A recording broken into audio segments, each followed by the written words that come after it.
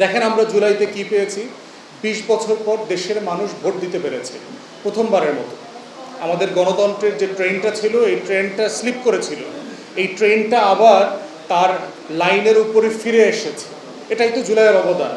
জুলাইয়ে একটা authoritarian regime, একটা ফ্যাসিস্ট রেজিমকে দেশ ছেড়ে পালাইতে হয়েছে। দিল্লির আধিপত্যবাদ, দিল্লির ন্যাশনাল সিকিউরিটি যে স্টাবলিশমেন্ট আমার দেশে ঝেঁকে বসেছিল, সেইটার বিরুদ্ধে পুরো জাতি, তরুণরা একমত হয়ে না বলেছে। এবং দেখেন সম্প্রতি গত কয়েকদিনের ভিতরে আলোচনা আসছে একজন মেজর জাহিদ নামে এক ভদ্রলোককে, যিনি যাকে জঙ্গি বানায় মনিরুল হক, এই যে আমাদের পুলিশ কর্মকর্তা ছিলেন, ১৬-১৭টা গুলি করে তাকে হত্যা করেছে বাসার সামনে। তার ওয়াইফকে জঙ্গি বানাইছে কারণ সে পর্দা করতো, হিজাব করতো। তার ছোট সন্তান সহ তাকে ৬-৭ বছর জেল খাটাইছে, হাউস অ্যারেস্ট করে রেখেছে। কিসের ভিত্তিতে? এবং এর সাথে আমাদের গুরুত্বপূর্ণ তথাকথিত গণমাধ্যমগুলো জড়িত ছিলেন, যারা এই জঙ্গি উৎপাদন করেছেন।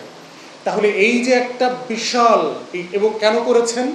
ভারতীয় এস্টাবলিশমেন্টের অংশ হিসাবে করেছেন।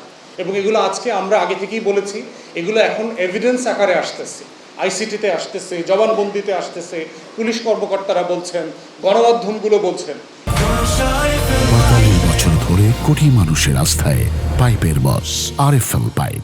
তো সেই জায়গাতে হচ্ছে এই যে আমাদের ডিজিএফআই অফিসে যে রয়ের একটা উইং বসছে, তারেক আহমদ সিদ্দিকী, জিয়াউল হাসানরা মিলে সেনাবাহিনীর ভিতরে প্যারালাল কমান্ড স্ট্রাকচার তৈরি করেছেন।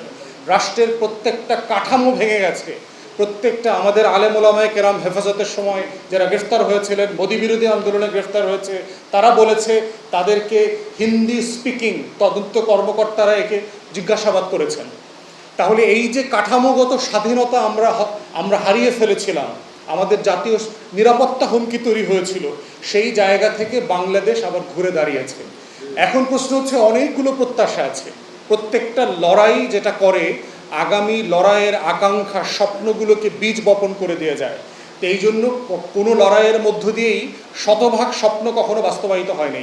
সেটা ফ্রেঞ্চ রেভলিউশন বলেন, কিউবান রেভলিউশন বলেন, ইরানিয়ান রেভলিউশন বলেন, আর বলশেভিক রেভলিউশন বলেন, ইভেন আমাদের মুক্তির লড়াই ৪৭ অথবা ৭১।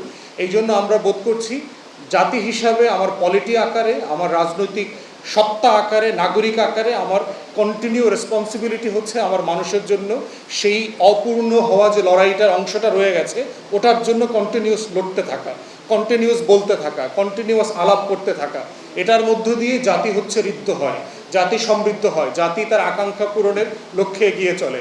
তো আজকের আমাদের আলোচকরা আমাদেরকে ঋদ্ধ করবেন তাদের পরামর্শ, তাদের ক্রিটিক্যাল আন্ডারস্ট্যান্ডিংয়ের জায়গা থেকে। সেটা শোনার অপেক্ষায় রইলাম। সবাই ভালো থাকবেন। আসসালামু আলাইকুম।